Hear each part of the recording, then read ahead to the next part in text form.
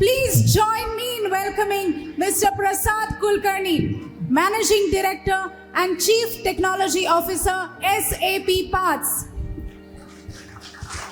May I request our Development Coordinator, Marathwada Region, Shailesh Deshpande sir, to please felicitate Prasad Kulkarni. A big round of applause for Mr. Prasad Kulkarni.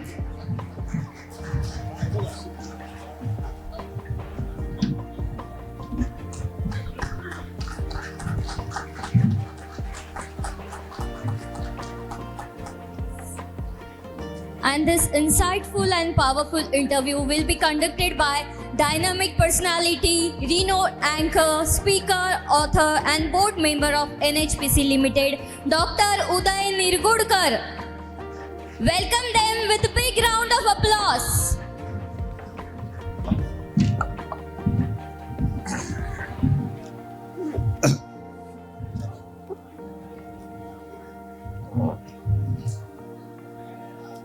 नमस्कार.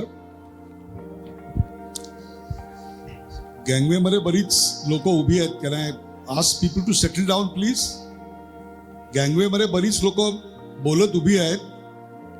I am sure this networking is very important but the place is not correct. Excuse me.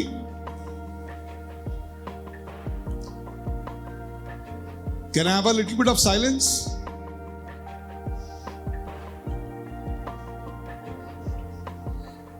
Excuse me. Okay. I have three options, either to conduct the interview in Marathi or English or in Hindi. किस भाषा का प्रयोग करके बात करूं इनसे? Marathi? Okay. Good.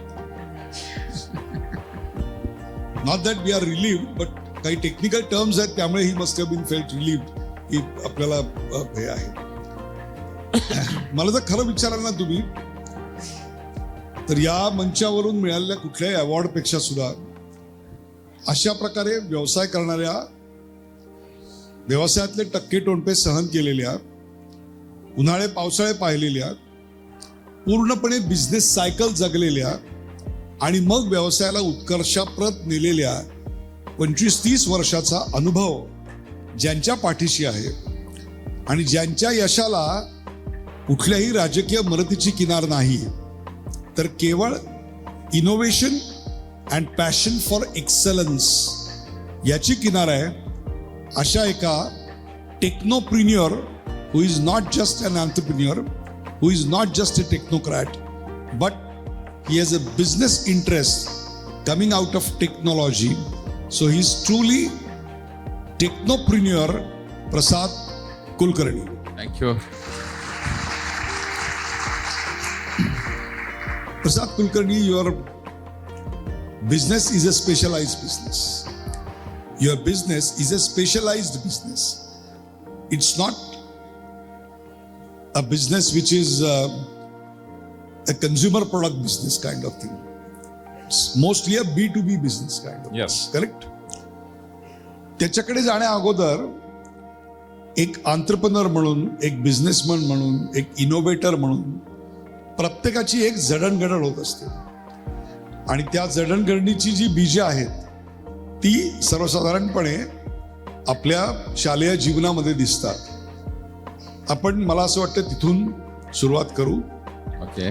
तुमचं शालेय जीवन, कौटुंबिक पार्श्वभूमी, बरोबर. घरामध्ये काही व्यवसाय असेल तर त्या व्यवसायाचं स्वरूप, तुम्हाला मिळालेले शिक्षक, काय सांगाल? ओके. सो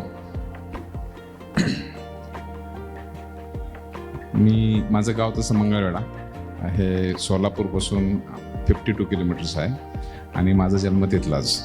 माझ्या घरामध्ये कोणी, सर्व व्यावसायिकच होते असं मला जर चालेल, कारण कोणी नोकरी नव्हती केली अगोदर. सर्वजण म्हणजे माझे वडील वगैरे सर्व शेती करायचे. सो बेसिकली माझे वडील शेतकरी होते आणि मला 6 बहिणी होत्या आणि मी म्हणजे आहेत आणि मी सर्वात छोटा 6 बहिणीपैकी.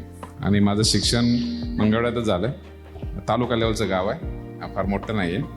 पण आपण शेतकऱ्याच्या घरात जन्माला आलो, आपण उद्योजकाच्या घरात जन्माला आलो नाही, अशी कुठे खंत नाही नाही नाही तसं काय सांगू, तसं काही नाही, म्हणजे तसा विचार पण नाही आला कधी. शालेय शिक्षण तिथं झालं, 10वी सगळं पर्यंत. मराठी माध्यम. सगळे मराठी. आपले नगरपालिकेच्या शाळेमध्ये झालं माझं शिक्षण पहिलं. नगरपालिकेच्या शाळेत नगरपालिकेच्या शाळेमध्ये. बरोबरची मुलं त्यावेळेला काय स्वरूपाची होती? सर्व असे अजून ते माझे मित्र आहेत आणि ते सर्व असे सामान्य शेतकरी कुटुंबातली मुलं असायची सगळी. माझे एक शिक्षक होते शिकतोडे नावाचे, त्यांच्याबरोबरची पण सगळी मुलं होती आणि आम्ही असं सर्व असं मिळून खेळायचो सगळेजण. आमची शाळा तालमीत होती. काय तालीम? तालीम मध्ये शाळा होती. बर. आणि सकाळी शिक्षक बाहेर गेले की आम्ही सगळे शाळेत नेताना लाल होऊनच यायचो घरी. बर. या तालमीतला मुलगा मग या सॅप पार्टच्या आखाड्यात येण्याचा जो प्रवास आहे त्याचं शिक्षण किंवा बाळकडू नेमकं कसं मिळालं? कारण घरात तर काही त्या व्यवसायाची पार्श्वभूमी नव्हती. तुम्ही शेतीपूरक एखादा उद्योग व्यवसाय काढला असतात तर ते समजण्यासारखं होतं, because it would have been a sort of horizontal integration, ज्याला आपण म्हणू फॉरवर्ड इंटिग्रेशन किंवा बॅकवर्ड इंटिग्रेशन म्हणू. पण दिस इज 360 डिग्री डायव्हर्सिफिकेशन. त्याचं काय होतं की इंटिग्रेशनसाठी कोणतं बेस नव्हता. So integration has to be done by ourselves. त्यामुळं शिक्षण झाल्यानंतर असा विचार केला की बाबा आपण काय तर बिझनेस करायला पाहिजे. बिझनेस करायचं म्हणजे लोक बघत होतो. तुमचं कुठे शिक्षण झालं? मी 10वी पर्यंत मंगळ्यात झालं आणि नंतर मी सोलापूरला इंजिनिअरिंग केलं. सोलापूर. हां. Walchand government polytechnic Solapur. Government. Okay. आणि त्याच्यानंतर मी NRV बेरीजमध्ये एक वर्ष नोकरी केली. पण माझं नोकरीमध्ये मला नाही आवडलं नोकरी करण्यामध्ये. म्हणजे मला पहिल्यापासून होतं की बाबा आपण काय तर बिझनेस करायला पाहिजे आणि बिझनेस म्हणण्यापेक्षा काय तर चॅलेंज पाहिजे. ते सकाळी 7ला जायचं, परत 5ला यायचं. तुम्ही जे काम करत होता त्याच गोष्टीचा पुढे व्यवसाय केला? हो, तसं केलं मी. म्हणजे मी पहिल्यांदा NRV बेरिंगमध्ये थोडी 1 वर्ष सर्व्हिस केली. 1 वर्षानंतर मला वाटलं की बाबा हे काय चॅलेंज नव्हतं तिथं. मग माझे आणि मॅनेजरचे थोडे हे झाले, मतभेद झाले. त्यांनी सांगितलं की तुमची खुददारी ने ललकारा, मैं आज भी गिरे हुए पैसे नहीं उठाता. तसं ऍक्च्युअली काय झालं की एक सप्लायर होता आणि त्या सप्लायरचा माल खरोखर चांगला होता आणि मग मी असा विचार केला की त्या सप्लायरचा माल चांगला आपण चांगलं केलं पाहिजे, म्हणजे त्याला मदत केली पाहिजे. पण मॅनेजरला ते नाही आवडलं. मग त्यांनी मला सांगितलं की बाबा जा. मग मी त्या सप्लायरला सांगितलं बाबा तुझ्यामुळे माझी नोकरी गेली. आता तो जो सप्लायर आहे माझा, म्हणजे तो इंजिनियर आहे, तो आता सिंगापूरमध्ये एका मोठ्या कंपनीचा CEO आहे. तो पोरगा, आम्ही मुलंच होतो दोघं जण. आम्ही रात्री शिफ्ट करून त्याचा प्रॉडक्ट काढायचो. दे वर सप्लायिंग ग्राइंडिंग व्हील्स टू अस. मग तिथं आम्ही गेलो. त्याच्या बॉसला सांगितलं की ह्याच्यामुळे आपली ह्याची नोकरी गेली. मग त्यांनी मला सांगितलं की ये आमच्याकडे कामाला. मग मुंबईत त्यांच्याकडे गेलो. तिथे एक सद्गृहस्थ होते, एक दीक्षित नावाचे. त्या दीक्षितांनी मला सांगितलं की सगळं माझं ऐकलं. त्यावेळेस ते जवळजवळ 75 इयर्स होते आणि बिंगामधनं बघायचे बायोडाटा. त्यांनी सांगितलं मला की बाबा तू असं नको करू, इथं नको येऊ नोकरीला, मी तुला दुसरा एक नोकरी सांगतो ठिकाण. मी म्हटलं ठीक आहे, गुजरातमध्ये. म्हणलं जाईन की, न झालं काय आता. मग त्यांनी मला एका सद्गृहस्थांकडे पाठवलं मुंबईत. त्यांनी मला म्हणलं की आमची फॅक्टरी तिकडे आहे आणि तिथे कोणी इंजिनियर नाही आहे काम. गुजरातला कुठे होती फॅक्टरी? गुजरातला आमची फॅक्टरी लिंबडी नावाचं गाव आहे, धांगध्राजवळ. म्हणजे कच्छचं छोटं रन चालू होतं ना तिथं. खूप विषम हवामान आहे तिकडे, हो. खूप थंडी आणि खूप उन्हाळा आहे खूप तिकडे. गरमी खूप होती तिथं. मग त्यांनी मला सांगितलं की तू जा. मी म्हणलं हो जातो. मग मी त्यांच्या फॅक्टरीत गेलो. फॅक्टरी खूप आत होती, म्हणजे असं ST वरनं परत ट्रेन ST आणि परत छकडा नावाचं एक वाहन आहे तिथं. मोटरसायकलला पाठीमाग कॅरेज केलेलं आहे, त्याच्यामधनं बसून त्यांच्याकडे पोचलो. तोपर्यंत संध्याकाळ झाली होती. मग ते सद्गृहस्थ होते. ते म्हणे की माझा मुंबईचा पार्टनर बेड आहे, मला इंजिनियरची गरज नाही. आणि मी म्हटलं ठीक आहे. म्हणे की तू जा परत. म्हणलं हो. मग पण मी आता जायला परत गाडी नाही. मग मी त्यांना म्हणलं की ते म्हणे एक काम करतो, मी इथं वर राहा आमच्या इथंच. मग त्यांनी मला राहायला एक खोली दिली आणि खाली त्यांचं मंदिर होतं आणि पाठीमाग घर होतं, स्वामीनारायण मंदिर होतं त्यांचं आणि पाठीमाग घर होतं. मग तिथं रात्री राहिलो. सकाळी म्हणलं आता जावं. खाली आलो तर ते म्हणजे आजोबाच होते त्याचे, म्हणजे तर ते खाली मंदिरात होते. मी गेलो, बघितलं त्यांचं सगळं आणि मी म्हणलो चाललो आता मी. ते मग थांब फॅक्टरी बघून जा. त्यांच्यावर फॅक्टरीत गेलो. थोडे बोलणी झाली फॅक्टरीमध्ये. ते म्हणे की तू तर चांगला दिसतोय. मग माझ्या लक्षात आली यार आपल्याला घ्यायचं आहे. त्याला विचारलं कारण काय. ते म्हणे एवढे पैसे नाही देऊ शकणार मी, मला जास्त पैसे मागत नाही मी. मग ते मला म्हणे की किती पैसे. मी म्हणलं 3200 रुपये. तो म्हणे मी 2300 रुपये देऊ शकतो. किती? 2300. बर. मग मी म्हणलं हो नाही म्हणलं त्याला आणि परत आलो मुंबईत. त्या मुंबईतल्या त्यांच्या पार्टनरला सांगितलं की तो तर मला 2300 म्हणतोय. मुंबईतलं त्यांचे पार्टनर म्हणे की एक काम कर, तो होय तर म्हणला ना तुला. म्हणलं हो. पण मी 2300 देतो आणि कायम तो जेवढा पगार देईल तेवढा मी देतो तुला. म्हणलं ठीक आहे.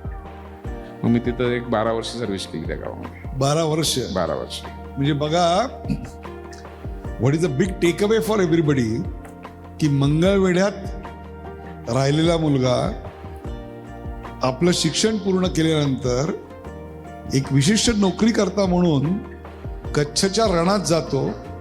आणि जे कच्छमध्ये गेलेले आहेत किंवा न गेलेले आहेत त्याला एक गोष्ट नक्की माहिती असेल की अत्यंत विषम अशा हवामानात की जिकडे भाषा संस्कृती पूर्णपणे वेगळ्या आहेत, तिकडे तब्बल 12 वर्ष नोकरी करतो. काय मिळालं या नोकरीत? असं होतं की प्रोग्रेसिव्ह फॅमिली होती, म्हणजे टेक्निकली प्रोग्रेसिव्ह फॅमिली होती आणि आम्ही बरेच प्रयोग केले. आणि ज्यावेळेस मी त्याची नोकरी सोडली त्यावेळेस आमचं टर्नओव्हर बरंच झालं होतं. आमच्याकडे 500 ते 600 लोक होती. गावाची लोकसंख्या 2000, 2500 ते 3000 गावाची लोकसंख्या असेल. म्हणजे एवढ्या छोट्या गावात गेल्यानंतरचं जे एक डिप्रेशन येतं त्याच्यावर पण तुम्ही मात केली. डिप्रेशन कसं म्हणजे तसं काय नाही डिप्रेशन वगैरे. दिस कॉल्स फॉर हा खरा एंटरप्रेन्योरचा ॲटिट्यूड आहे की परिस्थिती कशीही असो, आजूबाजूचं वातावरण कितीही निगेटिव्ह असो, तरीही कोणत्याही परिस्थितीला अत्यंत हसतमुखाने सामोरं जायचं. म्हणूनच ते उत्तर देऊ शकतात की डिप्रेशन म्हणजे काय असतं. ही 12 वर्षाची नोकरी झाल्यानंतर जेव्हा गाडीत बसून तुम्ही मुंबईला परत आलात, महाराष्ट्रात परत आला? नाही 12 वर्षाची नोकरी झाली ना हा, की मग मी म्हणलं की आता नाही, आता एक दिवशी खूपच मी त्या फॅक्टरीशी संलग्न झालो होतो आणि त्यांची परत दुसरी पिढी पण आली होती, सगळं असं होतं. तर मी एकदा विचार केला की नाही आपण सोडायची नोकरी. मग त्यांना सांगितलं मी सोडतोय म्हणून. आणि मग मी नोकरी सोडली आणि अहमदाबादमध्ये माझा बिझनेस चालू केला, पॉलिप्रोपिलिक ॲक्रेलिक मोल्डिंग मशीनचा. तर त्यावेळेस माझे बरेच ओळखी झाल्या तोपर्यंत, म्हणजे सगळी लोक मला बरेच लोक ओळखत होती इंडस्ट्रीमध्ये. त्यामुळे आम्ही पॉलिप्रोपिलिक ॲक्रेलिक मोल्डिंग मशीनचा व्यवसाय चालू केला. त्या आम्ही मशीन बनवायचो. आणि सुंदर गोष्ट अशी होती त्याच्यामध्ये की त्यावेळेस ते मशीन इम्पोर्ट मशीन त्यावेळेस अराउंड 1 करोडच्या आजूबाजू होतं. आणि एका फॅक्टरी ओनरनं मला अपॉर्च्युनिटी दिली की बाबा हे मशीन बघ आणि तसं मला दुसरं करून दे. आणि आम्ही त्यांना मशीन चांगलं करून दिलं तसं. मग त्यांनी त्या 13 मशीनची ऑर्डर दिली मला. आणि हे सगळीकडे समजलं. त्यामुळं मोरबी नावाचं गाव तुम्हाला ऐकून असताना की जिथं टाईल्स भरपूर बनतात आणि ते लोक भरपूर सदन आहेत. तर ते कंटिन्युअस माझ्याकडे यायला लागले की आम्हाला मशीन द्या करून. तर आम्ही भरपूर मशीन बनवलं त्यावेळेस तिथं. चांगला नफा पण चांगला कमावला आणि माझा बिझनेस तिथे चालू होता अहमदाबादमध्ये. पण व्यवसाय अहमदाबादला का सुरू करा असं वाटलं की 12 वर्ष तुम्ही तुमच्या गावापेक्षा बाजूला सोलापूरच्या जवळचं मंगळवेढा गाव पुण्यात चालू करू शकला असतात, कोल्हापुरात चालू करू शकला असतात ना. माझी इकोसिस्टम तिथं जमली होती ना अहमदाबादमध्ये. लोक होती, ओळखीची होती सगळी. कारण 12 वर्ष मी इथनं तिथे होतो ना. More than comfort, it is the business opportunity that drives your decision. Yes, definitely. हा एक दुसरा टेक अवे आहे की कोणतीही भूमी ही आपली भूमी असते, जी भूमी तुम्हाला व्यवसायाला संधी देते. यस, हा सर्वात महत्वाचा बाब आहे. याला म्हणतात खरी एंटरप्रेन्योरची प्रवृत्ती. म्हणजे मी माझ्या गल्लीतच व्यवसाय करेन, माझ्या गावातच व्यवसाय करेन, यापेक्षा जिथं व्यवसायाला संधी असेल ते माझं गाव असेल, ती माझी भाषा असेल, ती माझी संस्कृती असेल, हा एक दुसरा याच्यातला भाग आहे. त्या व्यवसायाने काय दिलं? त्या व्यवसायानं कॉन्फिडन्स दिला. ओके, म्हणजे पैसे तर थोडेफार मिळाले, पण कॉन्फिडन्स भरपूर आला त्या व्यवसायातनं की नाही आपण काय तर करू शकतो म्हणून. चांगलं. तुम्ही मशीन स्वतः बनवायचं, हो, स्वतः मशीन पण बनवलं. मग हे सगळं सेटअप करायला, फॅक्टरी करायला किती साली केलं ते साधारणतः? साधारण ते मी 2002 साली. 2002 साली. त्यावेळेला एखादा व्यवसाय चालू करणं इतकं सोपं होतं आजच्यासारखं? हो, त्यावेळेस मी माझ्याकडे थोडेफार पैसे होते. मी GIDC जाऊन एक जागा घेतली, त्यांनी मला जागा दिली आणि मी चालू केलं छोटी अहमदाबादच्या बाजूला. महाराष्ट्रात हो. तेच मी म्हणतोय, महाराष्ट्रामध्ये इतक्या सहज MIDCच्या जागा मिळतात हो. आजही? म्हणजे आता मी जे मंगळवार चालू केलं ना ते MIDC चालू नाही केलं. मी माझी स्वतःची एक 60 एकर जागा घेऊन त्याच्यामध्ये चालू केलंय आणि आम्ही NA वगैरे केले सगळं व्यवस्थित करून घेतलं तुम्ही? हो, करून घेतलं सगळं. बरं. अहमदाबादच्या बिझनेसचा काय अनुभव होता आणि त्याच्यासाठी लागणारा पैसा हा फक्त तुमच्याच खिशातला होता की तुम्ही भाग भांडवल उभं केलं बँकाकडून कर्ज घेऊन? पहिल्यांदा मी माझा स्वतःचे पैसे टाकले, जेवढे माझ्याकडे होते तेवढे, आणि नंतर बँकेला अप्रोच झालो. एक युको बँक नावाची बँक होती छोटी, तिचं मॅनेजर्स पहिल्यांदा मला नाही म्हणायचे, पण नंतर त्यांनी एक 6 महिन्यानंतर माझं ट्रान्झॅक्शन बघितलं आणि मग त्यांनी मला थोडं कर्ज दिलं त्यावेळेस. त्यामुळे थोडं बँक आणि थोडे स्वतःचे पैसे म्हणून आम्ही तिथं हा बिझनेस चालू केला. मग अहमदाबादचा व्यवसाय कुठपर्यंत नेलात तुम्ही पुढे? अहमदाबादचा व्यवसाय मी चांगला चालत होता माझा, पण काय झालं की आमचे जे बेसिक जे 2 पार्टनर होते जे मला सोडायला नाही होय करत होते, तर त्यांच्यापैकी एका पार्टनरचं आणि त्या दोघांचं देवकम आलं, त्यांनी वेगळे झाले ते. आणि मग जे दुसरे ज्यांचं मार्केटिंग होता त्यांनी मला सांगितलं की बाबा आता आपल्याला मॅन्युफॅक्चरिंग करायचं आहे. मी म्हणलं करा. नाही म्हणे मला तू पाहिजे. म्हणलं माझा बिझनेस आहे. नाही म्हणे आपण करू. मी म्हणलं ठीक आहे करू आपण, पण इथं अहमदाबादमध्ये नको म्हणलं, कारण अहमदाबादमध्ये किंवा गुजरातमध्ये त्या लोकांचे बरेच भाग झाले होते ना असे 2. एक बिझनेस फॅमिली ज्यावेळेस वेगळी होती त्यावेळेस बरेच बाकीचे लोक पण कारण नसताना त्याच्यामध्ये इन्व्हॉल्व होतात. बरेच लोक इन्व्हॉल्व झाले होते. त्यांना म्हणलं की बाबा हे बरेच लोक इन्व्हॉल्व झालेले आहेत आपल्या ओळखीचे, अर्धे कोण आपल्याकडनं कोण त्यांच्याकडनं, बरेच काय बोललेले आहेत, बरेच पाणी गेलेलं आहे तुमच्या दोघांच्या ह्याच्यामधनं. म्हणलं की आपण पुण्यात करू. मग ते म्हणले की हो. आणि मग मी पुण्यात आलो. पुण्यात आम्ही एक जागा घेतली. किती साली पुण्यात आलात? पुण्यात 2005 साली. बरं. पुण्यात मी सणसवाडीत एक जागा घेतली त्यांच्यासाठी, आणि प्लॅन चालू करणार होतो आम्ही, पण ते एक्सपायर झाले. म्हणजे ते एज झालं होतं त्यांचं. मग मी म्हणलं की नाही आपण आता ना पूर्ण करायचंच त्यांचं. मग मी जवळजवळ असं कधी वाटलं नाही की आपला पार्टनर, आपला इन्व्हेस्टर, आपल्या बरोबरीचा माणूस गेला तर आपण त्याच्याऐवजी काही वेगळं करावं किंवा काय करावं? But you still stick to the same thing? हो, yes, because that was my duty. Okay. कारण त्यांनी ज्यावेळेस मी त्यांना होय म्हणलं ना त्यावेळेस त्यांनी फोन करून सांगितलं घरी की आता मी रिकामं झालो म्हणे, आता म्हणजे मला problem, because he has all marketing setup, around 200 people working for him and he don't have the factory. आणि एखादी फॅक्टरी परत चालू करायची म्हणजे खूप म्हणजे तसं हे असतं. तर मग मी त्यांची फॅक्टरी चालू करून दिली इथं पुण्यामध्ये. That is run up to 2014. 2014 पर्यंत त्यांची फॅक्टरी रन केली. पण 2009 पासूनच मी त्यांना सांगितलं होतं अगोदर त्याच्या मुलांना वगैरे की बाबा मी काही इथं काही जास्त दिवस राहणार नाही, I have to start my own business. त्याने आमचं म्हणजे क्लिअर होतं तसं. मग 2009 पासूनच मी सॅप पार्ट्सचा बिझनेस चालू केला होता माझा. पण त्यांचं म्हणणं होतं की अजून थांब, अजून 2 वर्ष 3 वर्ष एवढं होऊ दे. असं करत 2014 मध्ये मी त्यांना म्हणलं की आता ठीक आहे, आता मी माझं करतो. मग एका अर्थी तुम्ही पूर्ण प्रकारे स्वतःचे उद्योजक झालात. हो. आतापर्यंत तुम्ही दुसऱ्यासाठी उद्योजकाच्या भूमिकेतून काम करत होता. बरोबर. ज्याला आपल्याकडे उद्योजकतेला आपल्याकडे इंग्रजीमध्ये शब्द आहे एंटरप्रेन्योर, ENTR असं त्याचं स्पेलिंग आहे.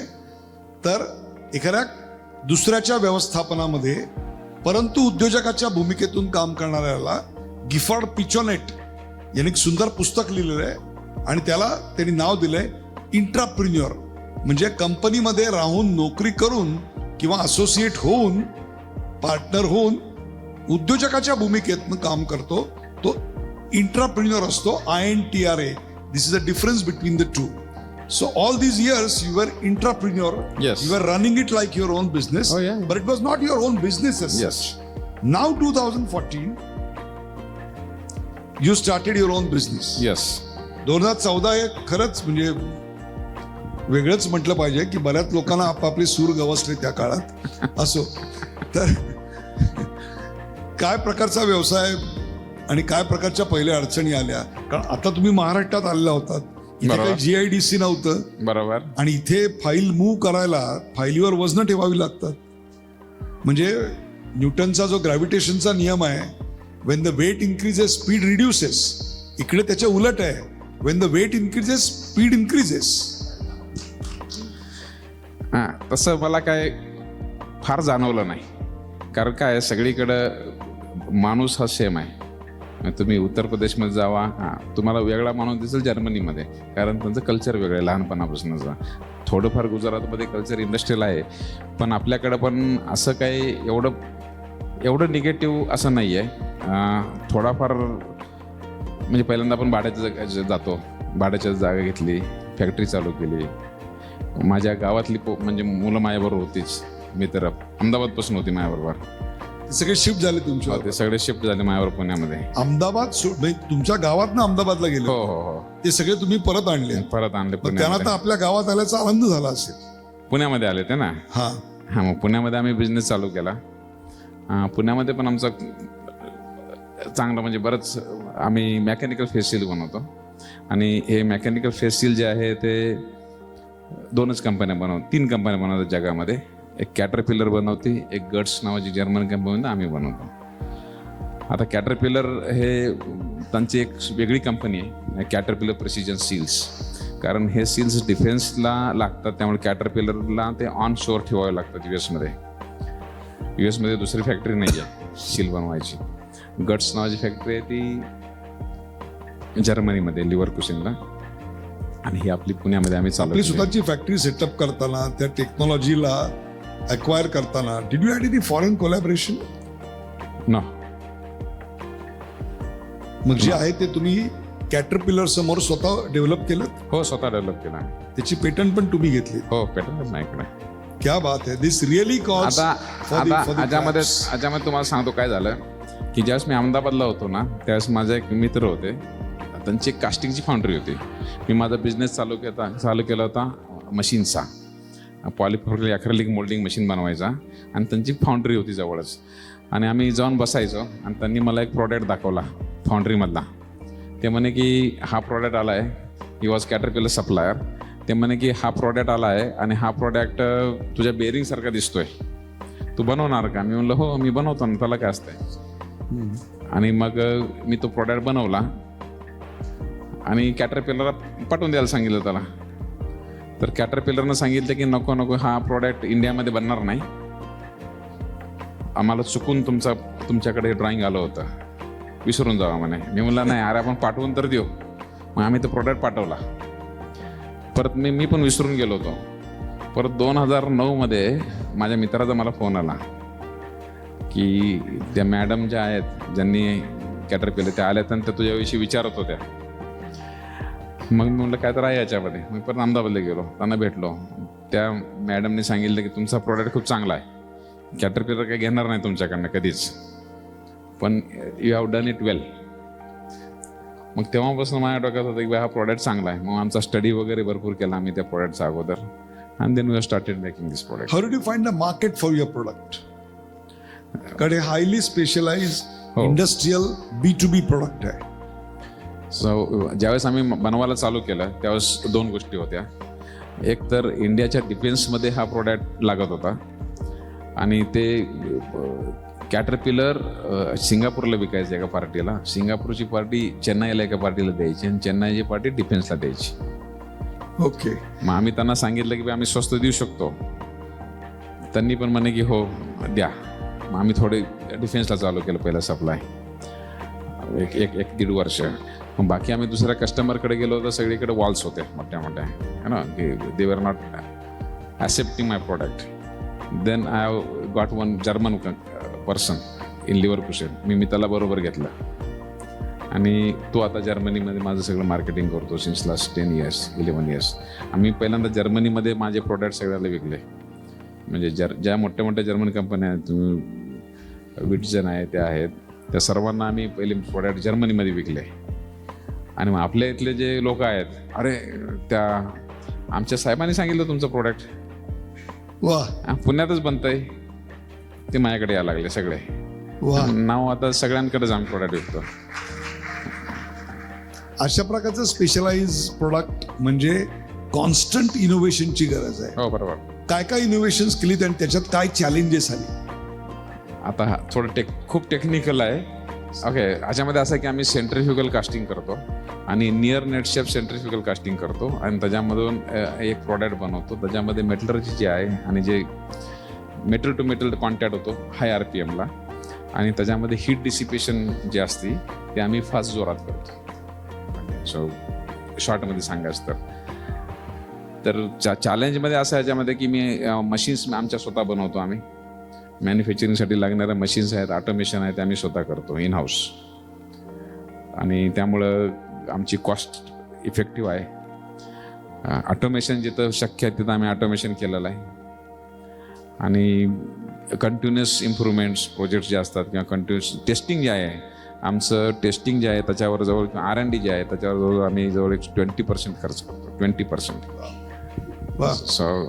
So the quality is ensured. Quality is ensured. Test benches जे आहेत त्याच्यावर आमच्या मॅन्युफॅक्चरिंगपेक्षा टेस्ट बेंचवर आमचे जास्त खर्च आहेत. कारण प्रोडक्ट आमचा असा आहे की तो फेल झाला तर कॉन्सिक्वेन्स जास्त आहे. प्रोडक्ट कॉस्ट वर्सेस फेल्युअर जर झालं तर येणारी जी कॉस्ट आहे परत ती खूप जास्त आहे. ती खूप जास्त आहे. त्यामुळं first we have to ensure that की हा प्रोडक्ट चालतो. ही सगळी क्वालिटी जर करायची असेल तर त्याकरता तशा प्रकारची एक मॅनपॉवर लागते. बरोबर आहे? बरोबर. आणि ती ट्रेंड मॅनपॉवर मंगळवेढ्यासारख्या ठिकाणी उपलब्ध करणं काय? आता कसं होतं की मी काय केलं होतं की पुण्यामध्ये माझे भरपूर कामगार आहेत. जवळजवळ 450 कामगार आहेत पुण्यामध्ये माझ्याजवळ. ते 450 कामगार असल्यामुळे त्यातले बरेच जण मंगळवेढीचे होते.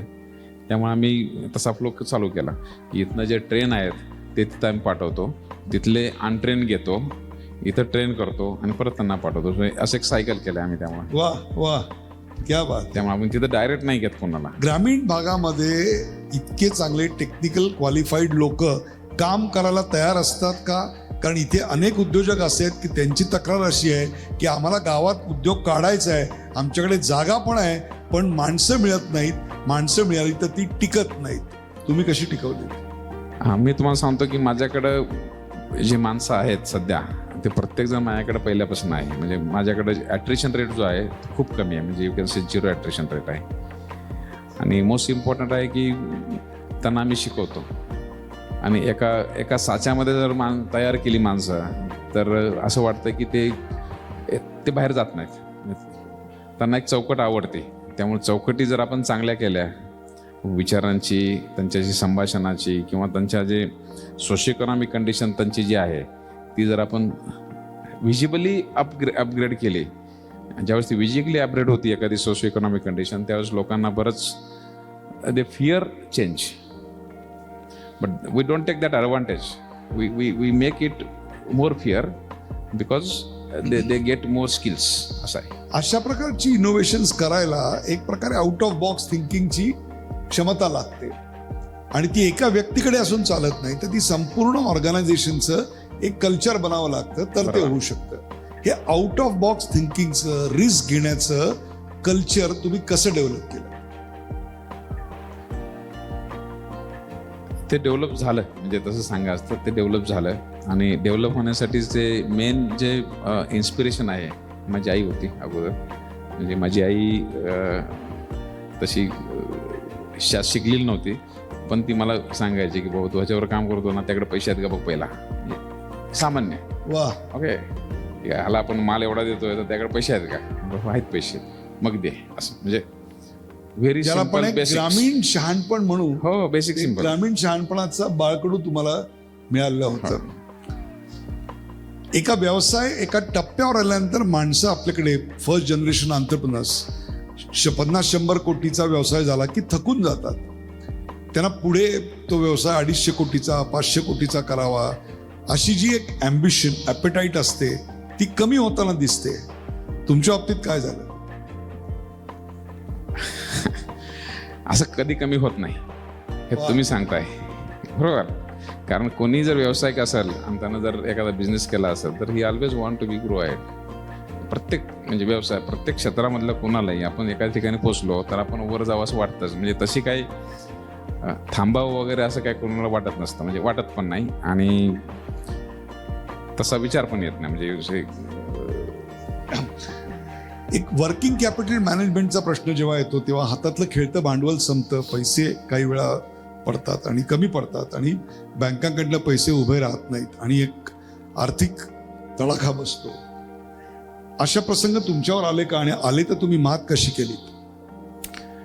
माझं फर्स्ट प्रिन्सिपल आहे की मी कोणाला उधार देत नाही.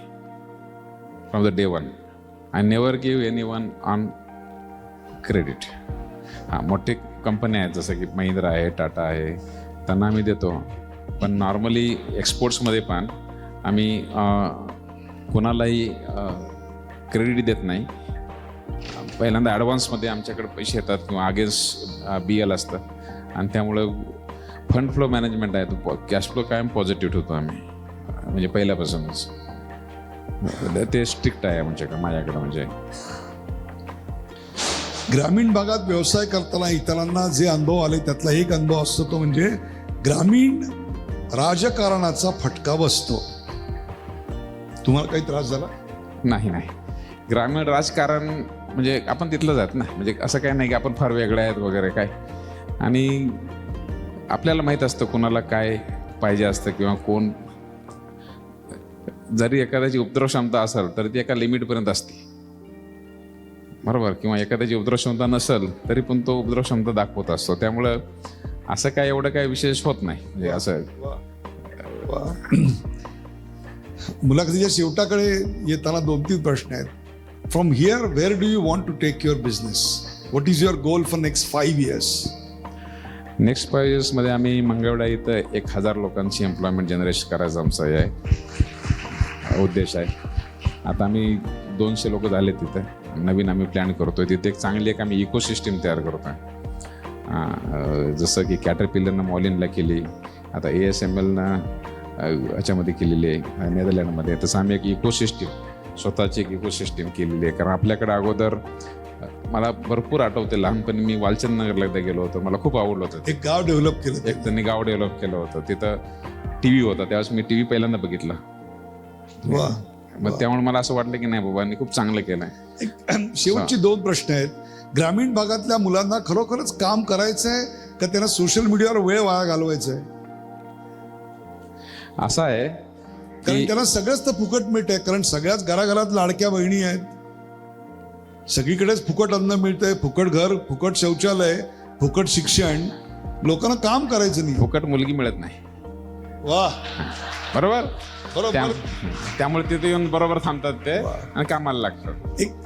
एक शेवटचा प्रश्न आणि अगदी खरं उत्तर द्या. ओके. साधारणतः यशस्वी झाला एखादा माणूस उद्योगात आणि विशेषतः ग्रामीण भागात यशस्वी झाला की राजकीय पक्ष त्याला अजिबात सोडत नाहीत. आमचा पुढचा उमेदवार तुम्हीच म्हणून घोड्यावर बसवतात.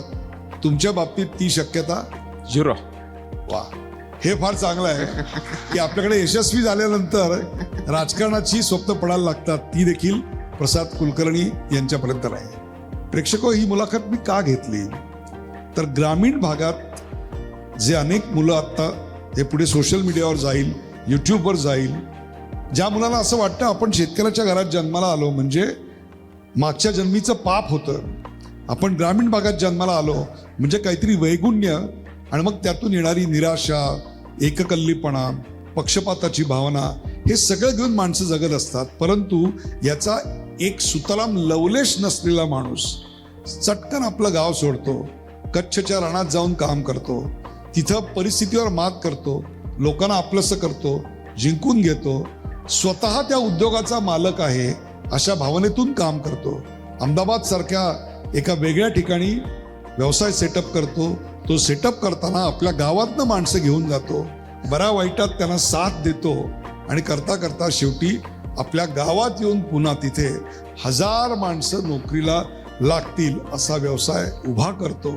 क्रेडिटवर धंदा, क्रेडिटशिवाय धंदा अजिबात नाही. आपण आज रोख उद्या उधार यानं व्यवसाय करतो, शांतपणे रात्री झोपू शकतो. याचं कारण तो खऱ्या अर्थाने जिद्दीचा आणि हाडाचा उद्योजक आहे. म्हणून आपण प्रसाद कुलकर्णी Thank you. यांचं कौतुक करूया. Sir, it's been wonderful talk. Thank you sir.